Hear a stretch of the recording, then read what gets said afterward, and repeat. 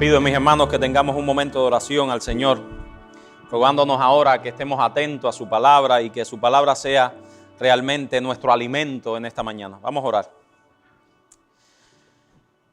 Padre Celestial, nosotros te damos gracias por estar en este lugar. Gracias porque nosotros hemos cogido la mejor parte, te hemos escogido a ti. Gracias porque ese escogerte a ti vino a través de tu gracia y misericordia en nuestras vidas.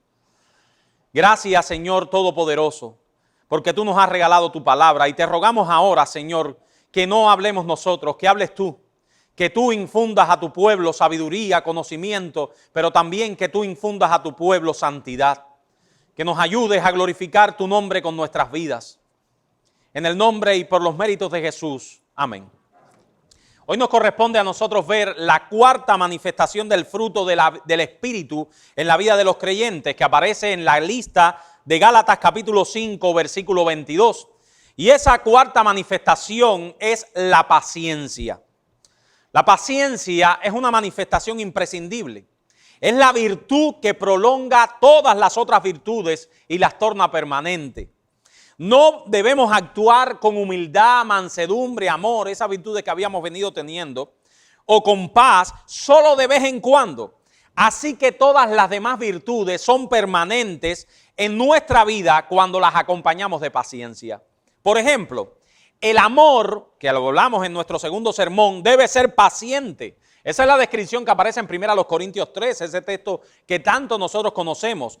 Un amor ágape, que no se extingue en el momento de la prueba, ni en el momento de la herida, sino que siempre ama. Asimismo, el gozo y todas las manifestaciones del Espíritu Santo deben hacerse permanentes en la paciencia.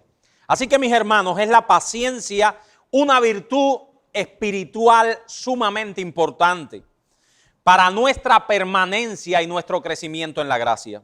Decía un autor: paciencia significa andar en el Espíritu todos los días, todo el día, a toda hora, todas las semanas, todos los meses, todos los años. No podemos tomarnos ninguna licencia ni recreo para nuestro andar en la carne. Siempre, dice este autor, debemos conducirnos en humildad, mansedumbre y amor. Y si alguna vez descubrimos que eso ha bajado a la carne, inmediatamente debemos retornar al Espíritu. Pero, ¿qué es la paciencia, mis hermanos? ¿Qué es la paciencia, ese don del Espíritu Santo? Bueno, la primera ministra de Inglaterra, Margaret Thatcher, a la que algunos historiadores le llaman la Dama de Hierro, dijo una vez, miren esta frase: soy extraordinariamente paciente con tal que al final me salga con la mía. Dice Margaret Thatcher: soy extraordinariamente paciente con tal que al final me salga con la mía. Cuando todo sale a mi manera, es fácil mostrar paciencia. La verdadera prueba de paciencia viene cuando todo no nos sale bien, cuando nuestros derechos son violados. Y es ahí donde el quid de la Escritura. Hay dos palabras griegas que se traducen como paciencia. Una se refiere a la capacidad para aguantar los momentos difíciles, las circunstancias difíciles, pero otra se refiere a la capacidad para aguantar a personas difíciles. Y es la palabra que también la Reina Valera, muy bien traducida, traduce como longanimidad. La paciencia, que la Reina Valera le llama paciencia, es aquella que es para aguantar las circunstancias difíciles. La longanimidad es la paciencia para aguantar personas difíciles. La primera clase de paciencia soporta los males de la vida. La segunda soporta a los que nos hacen mal. Una manera muy gráfica de describir lo que significa esa palabra longanimidad, que es la palabra que Pablo usa en Gálatas 5, es cuando comparamos este término con el funcionamiento de un resorte o de un muelle o a los amortiguadores del carro. Yo creo que no puede haber mejor ejemplo. El resorte es capaz de estirarse o encogerse sin romperse. Así que cuando termina el bache, cuando pasa el carro el bache, el resorte vuelve a su posición anterior. Hermanos, eso de manera muy gráfica es la paciencia o longanimidad. Es esa capacidad que tiene el hombre y la mujer que son guiados por el Espíritu Santo de aguantar sin quebrarse en medio de las circunstancias o en medio de personas difíciles. Aguantar sin quebrar su fe, sin quebrar sus principios, sin quebrar su integridad. Y todo esto por una causa muy sólida. Está poniendo su confianza, su futuro, sus situaciones en Dios y él sabe, ella sabe que Dios está en control. Decía Agustín, la paciencia es compañera de la sabiduría, no esclava del deseo. La paciencia es amiga de una buena conciencia, no enemiga de la inocencia. Así que cuando nos referimos a la paciencia como manifestación del Espíritu, estamos hablando de esa capacidad que da el Espíritu Santo a sus hijos, a los creyentes, de aguantar, soportar tanto las pruebas de la vida como a nuestros enemigos o a aquellos que nos hacen mal. Paciencia es sinónimo de aguantar y soportar. Ahora, el tiempo restante vamos a hacer algo muy parecido a lo que hicimos en el sermón anterior. Vamos a tornar este sermón en un sermón expositivo y vamos a llevarlo a Santiago capítulo 5, versículos 7 al 11. Les invito, mis hermanos, a que todos mantengamos nuestras Biblias en Santiago 5, 7 al 11, que sin lugar a dudas es el texto más explícito acerca de la paciencia en las Escrituras. Santiago 5, 7 al 11.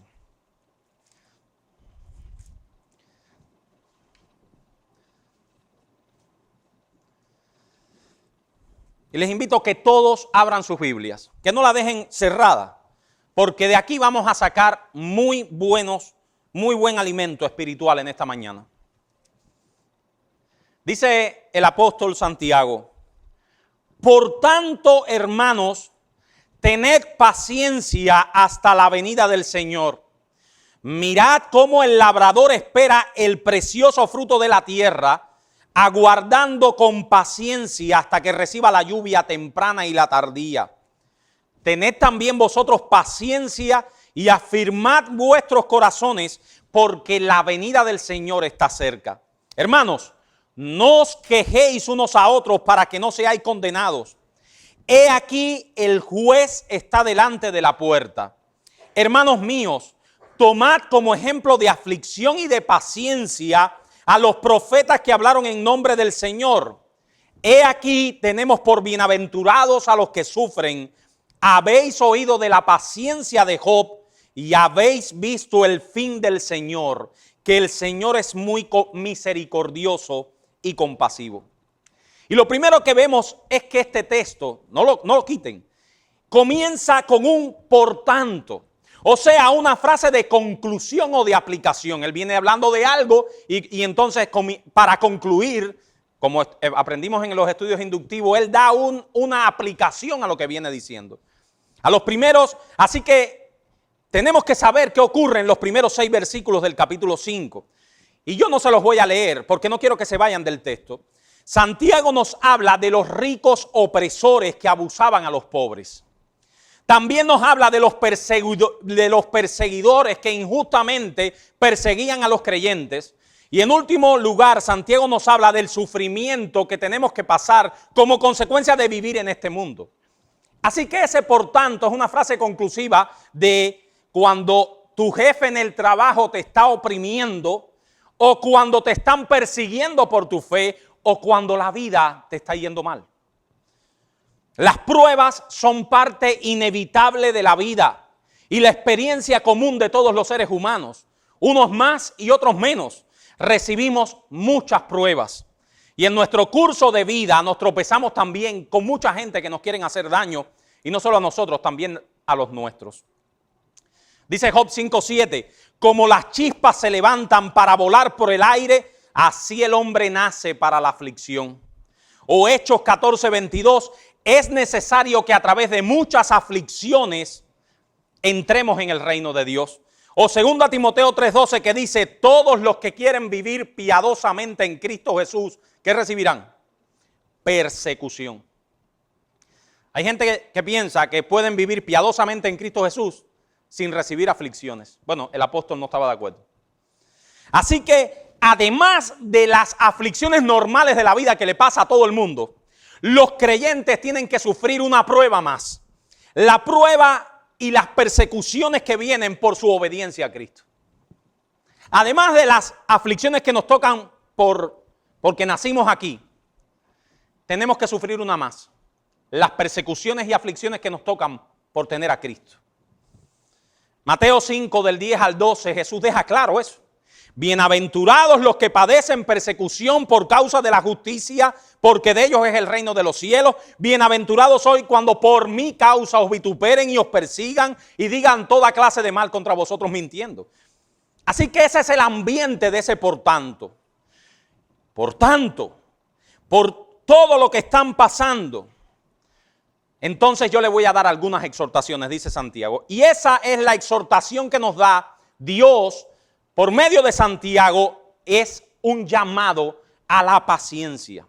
Santiago 5:7 dice, por tanto, hermanos, que están pasando persecuciones, que están pasando por gente que les está avasallando, que están pasando por circunstancias de la vida, por tanto, hermanos, tened paciencia hasta la venida del Señor. Literalmente tener longanimidad, literalmente tener aguante, soporten. Y esa es la actitud cristiana de aquellos que nos están oprimiendo y produciendo males, soportar. Y yo sé que a lo mejor hay visitas entre nosotros que se están preguntando, pero ¿qué cosa está diciendo este? Soportar, soportar. El cristianismo es soportar, aguantar. Pues sí, el cristianismo es aguantar. Aguantar y soportar sin quebrar nuestra fe. Dice MacArthur comentando este texto, la paciencia es la norma de justicia que Dios espera que todos los creyentes sigan a pesar de las pruebas. Así que la paciencia bajo la persecución se convierte para Santiago, dice MacArthur, en otra prueba genuina de su fe.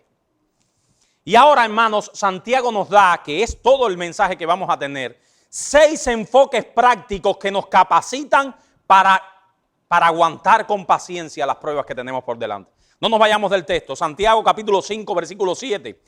Santiago nos dice 6 soportes de la paciencia que yo quiero traerles en esta mañana porque sé que todos nosotros estamos pasando por pruebas, o muchos de nosotros.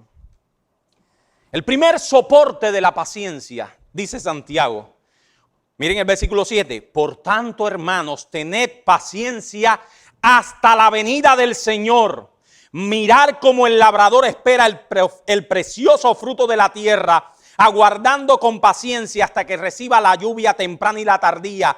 Tened también vosotros paciencia y afirmad vuestros corazones, porque la venida del Señor está cerca. Así que el primer soporte de la paciencia está en esperar la venida del Señor. Esperar la venida del Señor. 3 veces en esta sección Santiago nos repite una y otra vez, esperen la venida del Señor.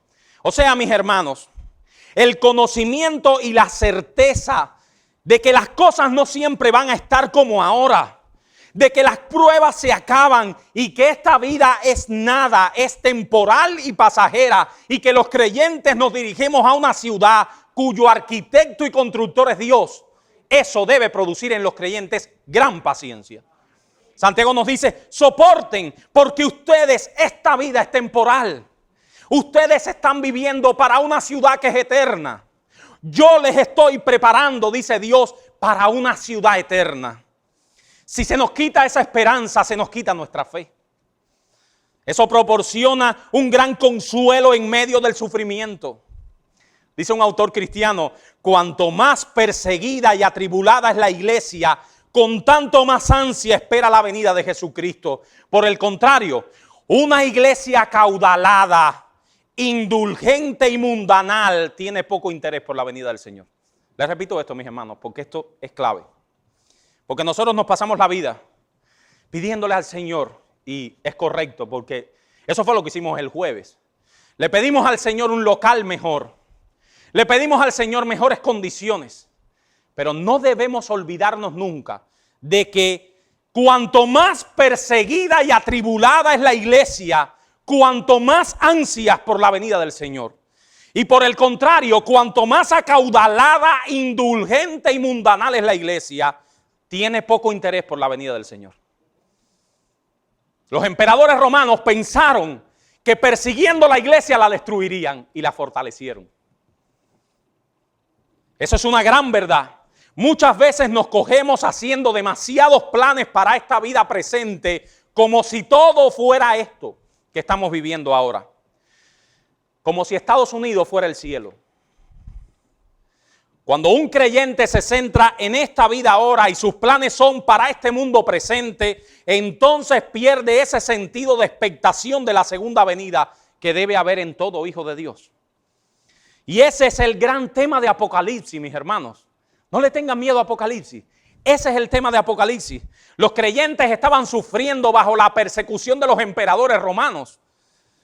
Y es muy importante cómo entre tanto dolor y sufrimiento Dios por medio de Juan le confronta con una visión de las cosas que van a suceder pronto. Mire cómo comienza el libro de Apocalipsis. La revelación de Jesucristo que Dios le dio para manifestar a sus siervos las cosas que deben suceder pronto, y la declaró enviándola por medio de su ángel a su siervo Juan. Bienaventurado el que lee y los que oyen las palabras de esta profecía y guardan las cosas que en ellas están escritas, porque el tiempo está cerca, dice Juan en Apocalipsis. O sea, mis hermanos, que la parousia, la aparición gloriosa de Jesucristo en las nubes de los cielos, es la gran esperanza de la iglesia. Es la llegada de Jesucristo para bendecir a su pueblo y estar para siempre con él. La Escritura centra la segunda venida como el tema de nuestra esperanza.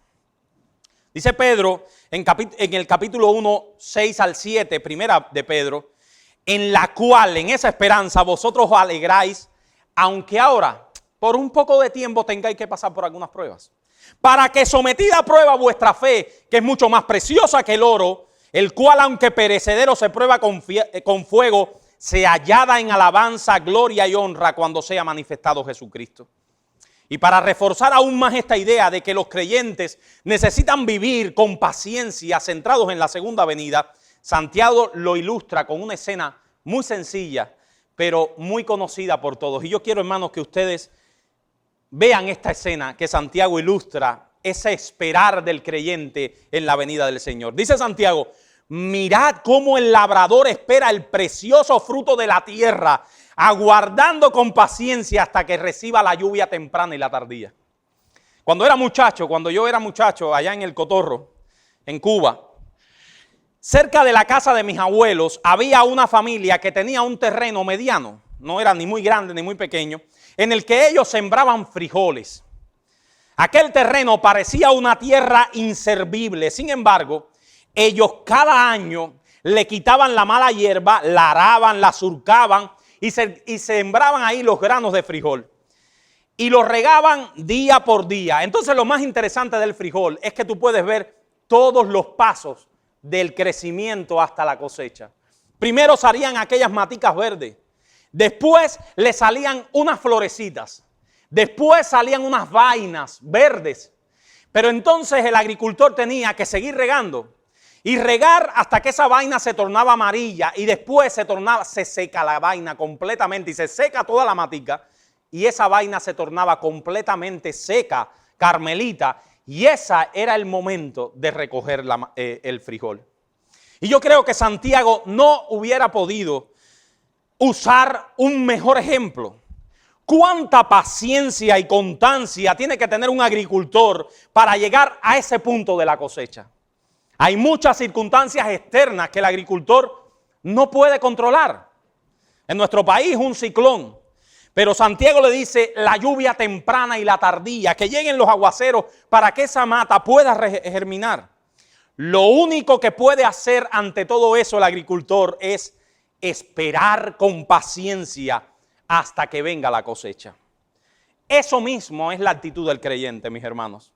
El creyente soporta la prueba, se mantiene firme en medio de los que le hacen mal, porque está esperando la venida de Jesucristo y la vida venidera. Y ahí es donde Santiago nos quiere decir, nos quiere llevar.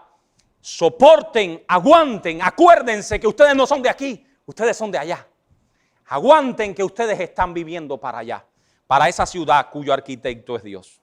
Así que ese es el primer fundamento de la paciencia. la venida de Jesucristo. Segundo enfoque práctico, reconocer el juicio de Dios. Miren cómo dice Santiago 5:9. Hermanos, no os quejéis unos contra otros para que no seáis condenados. He aquí el juez está delante de la puerta. La queja es consecuencia de tener una visión temporal de los asuntos de la vida. Ustedes saben, cuando los creyentes nos quejamos de la vida, de cómo me va la vida, de las cosas del trabajo, cuando estamos todo el tiempo quejándonos, es consecuencia de tener una visión temporal de las cosas. Cuando tú te estás quejando mucho, viene un creyente y te dice, oye, pero tranquilo, acuérdate que tienes a Dios. Acuérdate de la esperanza venidera. Ahí cambia todo. Caemos en muchas quejas entre nosotros cuando nos olvidamos del control soberano de Dios sobre todo cuanto acontece en nosotros. Acordémonos, hermanos, que nuestro Dios es el juez de todos, que Él juzgará a todos los hombres. Los seres humanos tenemos en cada uno de nosotros un sentido de justicia. Ese sentido de justicia lo dio Dios en la creación. Aunque con la llegada del pecado ese sentido de justicia ha sido trastornado, aún nosotros, todos los seres humanos, no los creyentes, todo el mundo, tiene un sentido de justicia de que el que hace mal debe castigarse, ¿no es verdad? Pero el antídoto escritural para la venganza, ¿cuál es? La venganza es ese sentido de coger la justicia por tu cuenta, hacerle daño al que te hizo mal por tu cuenta. ¿Cuál es el antídoto de la venganza en las Escrituras? La justicia de Dios. El antídoto de la venganza es la justicia de Dios. Bueno, eso lo dice Romanos 12:19. No os venguéis vosotros mismos, amados míos, sino dejad lugar a la ira de Dios, porque escrito está, mía es la venganza, yo pagaré, dice el Señor. El Señor te está diciendo, no lo hagas tú, déjamelo a mí. ¿No es verdad? El creyente no ha perdido ese sentido de justicia.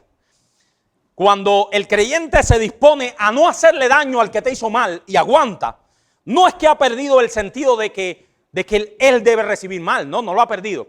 El creyente lo que está es soportando porque entiende que el juez está delante de la puerta. Como dice Santiago, he aquí el juez está delante de la puerta. Yo dudé mucho si poner esta historia aquí en el sermón, pero le consulté a mi esposa y ella me autorizó. Les hago una corta historia de mi vida. Dudé porque es de mi vida y no me gusta introducir cosas de mi vida en los sermones. Pero les hago una corta historia porque creo que va a ser bueno.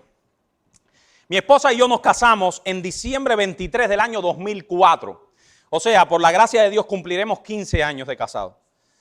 Yo era en ese entonces un estudiante de medicina y los pastores de la iglesia me dijeron, entre otras cosas, que si yo quería casarme, debería poder sostener a mi esposa. Así que tenía que ahorrar un dinero, porque yo no ganaba dinero, era estudiante de medicina, para poder casarme, además del dinero para la boda. Ellos me dijeron, mira, si tú no tienes dinero para poder sostenerte hasta que tú termines la medicina, y si no tienes dinero para la boda, aquí no habrá matrimonio. Tanto Yane como yo comenzamos a ahorrar para el matrimonio. Crié puercos, vendí café tostado por las casas, Yane vendía bizcochos en la escuela y logramos ahorrar bastante dinero. De tal manera que yo tenía una cifra para autopagarme mensualmente. Eso fue lo que los pastores me sugirieron o me ordenaron. Tenía que pagarme mensualmente yo, como si estuviera recibiéndolo de alguien, durante un año, y además tendría que tener el dinero para hacer la boda, la ceremonia de la boda. Unos días antes de la boda, yo cogí una mochila. Una mochila es un school bag, una bolsa, para que entiendan los muchachos. Una mochila, y eché en ella el dinero de la ceremonia, de la boda. Y me fui con Yaneisi a comprar algunas cosas a La Habana, al centro del país. El dinero que tenía era en moneda nacional, en moneda cubana regular. Para los hermanos que no son cubanos, la moneda nacional cubana no sirve prácticamente para nada. Solamente sirve para cambiarla por dólares americanos. En aquel momento por dólares americanos, en este momento por una moneda parecida. Y llegamos a una casa de cambio que en Cuba le llaman Cadeca, y esa casa de cambio ese día estaba cerrada, no estaba trabajando ese día. Afuera habían 2 personas que nos dijeron que ellos habían ido a cambiar dólares. Y se encontraron también con el lugar cerrado. Así que yo dije, está todo hecho. Ellos tienen los dólares que yo necesito, yo tengo el dinero cubano que ellos quieren. Así que, aunque Yane me dijo varias veces, no lo hagas, yo me dispuse a cambiarle los dólares a esos muchachos. Bueno, mis hermanos, nos pusimos en una esquina cuando yo estaba dándole, y es muchísima cantidad de dinero cubano para comprar $100 americanos, eso es una cosa así, una loma. Cuando yo estaba dándole el dinero cubano a aquellos 2 hombres, ellos me robaron el dinero. Se mandaron a correr, me dieron un empujón, se mandaron a correr y yo no pude recuperar mi dinero. Era el esfuerzo de más de un año de trabajo. Me recuerdo que yo creo que ese es el día que más desorientado he estado en mi vida. Nos sentamos en la estación de trenes, en una estación de trenes, Yane y yo solos, con una sensación de frustración por parte de ella y de ira por mi parte, porque yo padezco más de eso. Y entonces puedo recordarme casi todas las palabras que le dije al Señor ese día, que se resumían en: juzga, Señor, esta situación, júzgala tú. Mis hermanos, ese es un ejemplo sencillo, ustedes tienen muchos más, de las muchas injusticias que uno debe soportar en esta vida. Pero ¿qué hacemos con ellas? ¿Qué hacemos ante esas injusticias? Bueno, la Biblia nos dice: confía en la justicia de Dios. Confía en la justicia de Dios. Mis hermanos, esa confianza en el juicio de Dios, en que a Dios las cosas no le pasan desapercibidas y que delante de Él todos nosotros tendremos que dar cuentas, eso debe traer consuelo y paciencia en medio de las tribulaciones. Confía en la justicia de Dios. Él sí es justo. Así que esa es la segunda base de la paciencia. Primero, la venida del Señor. Segundo, la justicia de Dios. Tercer paso, tercera base de la paciencia: seguir buenos ejemplos de paciencia. Miren cómo sigue diciendo Santiago: hermanos míos, tomad como ejemplo de aflicción y de paciencia a los profetas que hablaron en nombre del Señor. El rechazo a los que hablan y viven por Dios siempre ha estado a lo largo de la historia. Esto no nos pasa a nosotros nada más. Las persecuciones que sufrieron los profetas debe ser un ejemplo de paciencia para nosotros. Saúl salió en busca de David como para matar un animal, ¿no les parece? Cuando ustedes leen en el relato de la vida de David, esa persecución de Saúl contra David, ¿no les parece como si Saúl estuviera matando un animal en el bosque? Elías se enfrentó a la hostilidad del malvado rey Acab y a su impía esposa Jezabel de una manera valiente y soportando todas las pruebas. Jeremías soportó la oposición de su ministerio todo el tiempo. Por eso a Jeremías se le llama el profeta llorón, porque Jeremías estaba soportando pruebas tremendas. Daniel fue arrancado de su tierra siendo un muchacho y tuvo que pasar muchas aflicciones por obedecer a Dios. Juan el Bautista fue encarcelado y fue decapitado por el testimonio de la verdad de Dios. Así que en la Biblia tenemos un registro de pecadores regenerados como nosotros, que se mantuvieron esperando en Dios en medio de la persecución y la angustia. Y mis hermanos, eso tiene que ser un ejemplo de paciencia para nosotros. La paciencia que mostraron estos fieles creyentes bajo las pruebas debe servir de aliento para los creyentes que corren la carrera con fidelidad y ven que en sus vidas vienen tribulaciones, a veces muy duras que soportar. Cuarto enfoque de la paciencia: entender la bendición del Señor. Miren qué precioso. Dice Santiago 5, ya en el versículo 11, he aquí, tenemos por bienaventurados a los que sufren.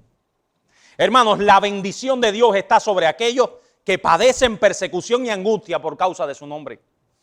La bendición de Dios es el favor inmerecido por su gracia que obtenemos a través de Jesucristo en la obra de Dios en la salvación. Grandes realidades espirituales le acompañan a los creyentes. Y yo quiero que las personas que no conocen a Dios que hay en este lugar entiendan esto. A los creyentes nos acompañan grandes realidades espirituales. La vida eterna, la salvación de nuestras almas, ser amigos de Dios, la herencia incorruptible en los cielos. Eso es gran bendición. Así que mis hermanos, la fidelidad de los creyentes radica en que el favor de Dios está con nosotros y hemos sido adoptados en Cristo. Y esas realidades eternas traen paciencia y fortaleza en medio de la prueba. Quinto enfoque práctico de la paciencia que nos trae este texto. Comprender el propósito del Señor. Miren lo que dice Santiago. Habéis oído de la paciencia de Job y habéis visto el fin del Señor. Para comprender el propósito del Señor con nuestras pruebas, Santiago nos trae el ejemplo de Job. Ustedes saben, cuando uno sufre pruebas, uno no ve cuál es el propósito de Dios, ¿no es verdad? Uno se siente perdido, uno dice, Señor, ¿por qué me pasa esto a mí? ¿Qué está pasando? ¿Qué desajuste hay en mi vida para que esto pase? Y de ahí vienen los falsos maestros a enseñarte, no, eso es un pecado que cometieron tus bisabuelos, que tú estás pagando ahora. Pero no, mis hermanos, eso no es lo que enseña la Biblia. Job soportó sufrimientos inimaginables e inexplicables. Los furiosos ataques de Satanás, la pérdida de sus hijos, de su riqueza, de su salud, de su reputación. Y lo peor de todo, ¿ustedes saben qué es lo peor de todo? No fue que se perdió sus hijos, eso es grave, pero no es lo peor. Lo peor es la ausencia de la presencia de Dios. Job se sentía, cuando tú leas el libro te das cuenta que él decía, yo estoy seco, yo siento que todo esto me ha pasado y yo estoy seco, Dios está ausente. Y es el ejemplo de Job. El fin y el propósito de la relación del Señor con Job.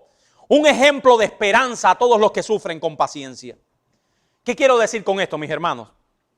Tu prueba muy probablemente no sea mayor que la de Job, ¿verdad?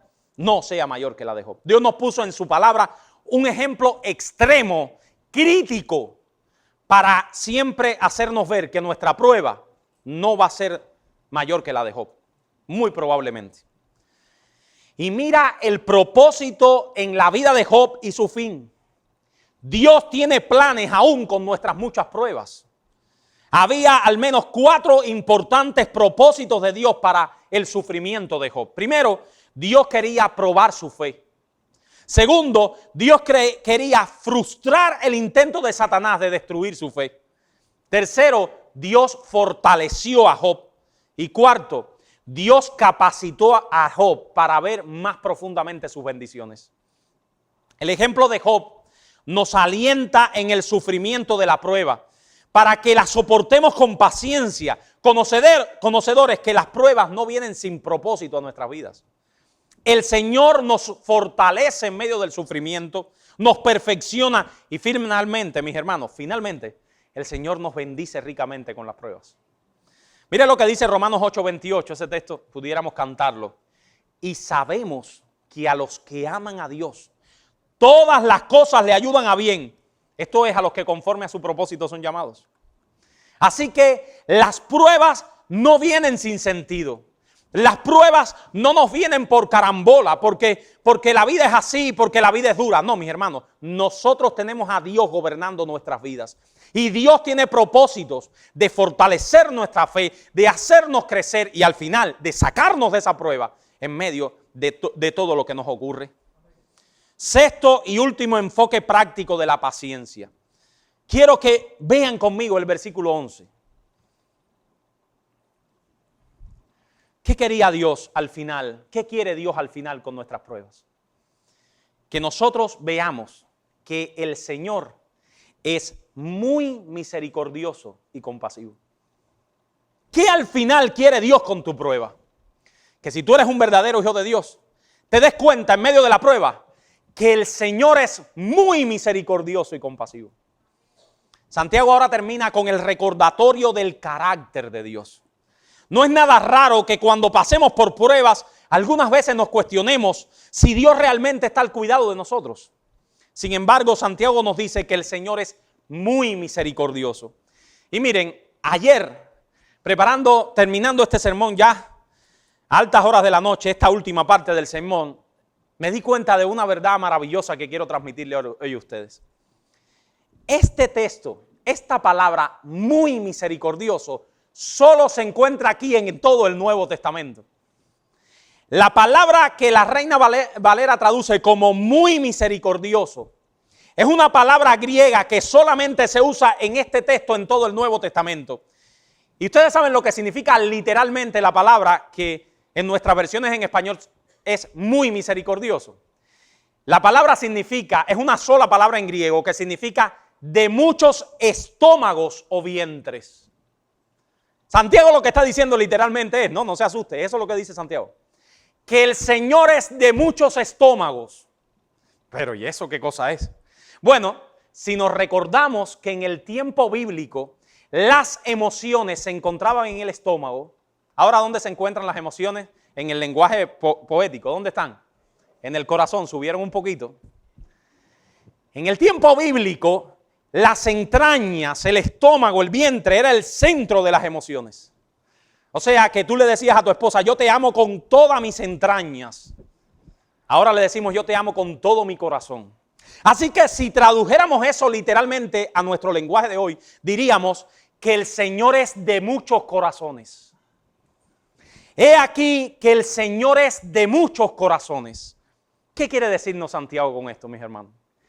Hermanos amados, que el Dios nuestro se desborda en misericordia.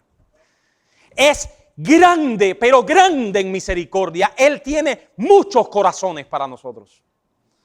Mi hermano, mi hermana, en el cielo tenemos a nuestro Padre que está repleto de misericordia para nosotros.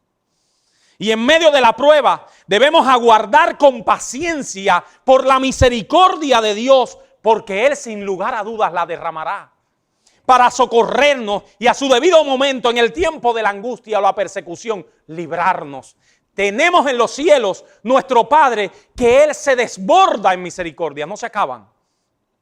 Por eso el salmista decía, ese lenguaje gráfico de la misericordia de Dios, que a mí me encanta este texto, Salmo 35, dice el salmista, porque un momento será su ira, pero su favor dura toda la vida.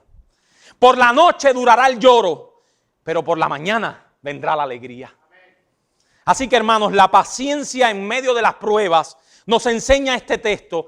Está basada sobre estos 6 pilares fundamentales y ahí es donde tienes que aguantar. Tú vas a aguantar en medio de la prueba, vas a aguantar en medio de los que te quieren hacer daño por estas 6 cosas y no por otras. Primero, porque tú estás esperando la venida del Señor. Segundo, porque tú reconoces que el Señor es el juez de todas las cosas y Él es el que va a juzgar esa situación. Tercero, porque tú estás siguiendo buenos ejemplos de paciencia en las Escrituras.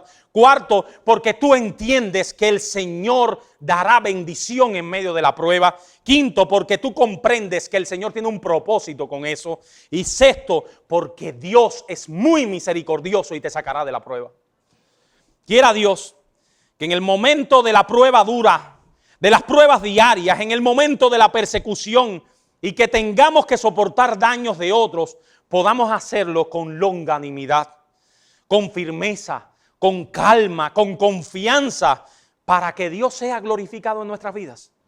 Y termino este sencillo sermón con este texto de Primera de Pedro 1:7, para que al final, mis hermanos, cuando nos comportemos así, cuando los varones nos pongamos el cinto y digamos esto hay que soportarlo, y nuestras esposas se coloquen al lado nuestro y digan esto hay que soportarlo en el nombre del Señor, cuando hagamos eso, al final, para que sometida a prueba vuestra fe, mucho más preciosa que el oro, el cual aunque perecedero se prueba con fuego, eso ustedes saben qué repercutirá. Que sea hallada en alabanza, gloria y honra cuando sea manifestado Jesucristo. Oremos, mis hermanos, y con esto terminamos.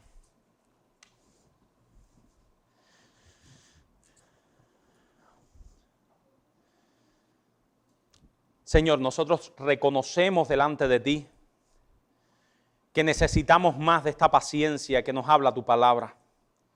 Reconocemos, Señor, que en muchas ocasiones de nuestra vida nos hemos comportado de forma impaciente, hemos devuelto mal por mal, hemos hecho cosas que tú sabes, Señor, que no te agradan. Pero nosotros tenemos en Jesucristo un gran Salvador. Tenemos en Jesucristo nuestra fortaleza, nuestro modelo de vida. Y nosotros te rogamos que nos perdones, y que nos ayudes a reforzar nuestras vidas, a retomar nuestras fuerzas para sostenernos en ti en medio de las tormentas de la vida. Te lo rogamos en el nombre de Jesucristo. Amén.